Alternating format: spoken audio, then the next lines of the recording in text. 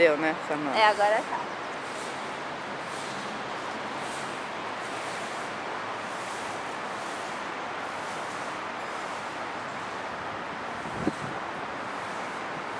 Isso aqui é a piscina. Aí é um deck, é um espelho d'água. A piscina vai enchendo aqui e vai caindo aí. Oh, que belezinha. Mas é... Tá. Aí fica o canal aqui, com as crianças. É, isso daí não é pra entrar. Aí não é, né? Se desse pra outro lado, podia dar. Ah, vai ser só... Não, mas aí é que só vai. pra... Não, enche até o nível, né?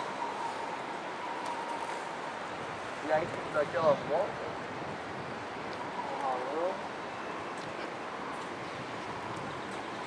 Cacá, que é a piscininha da Marina.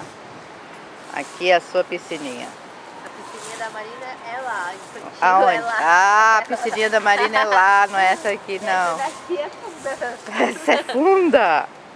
Tu vê a altura do cara ali, ó. Se eu ficar assim, Então são 3 piscinas, é isso? São 5, né? 5? Ball, essa piscina maior, o deck molhado, a piscina biribol infantil e lá... Nossa, você já pensou um dia de calor profundo? já.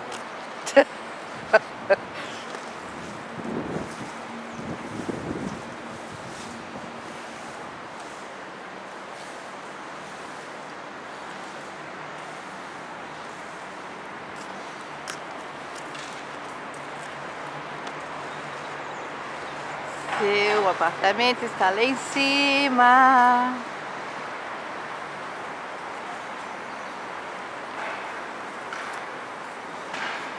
Aqui vai ter um tiro de água fria e de água quente.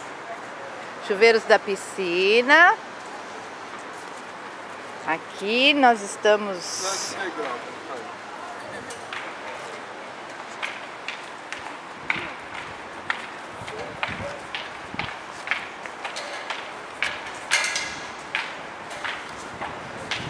Homens trabalhando.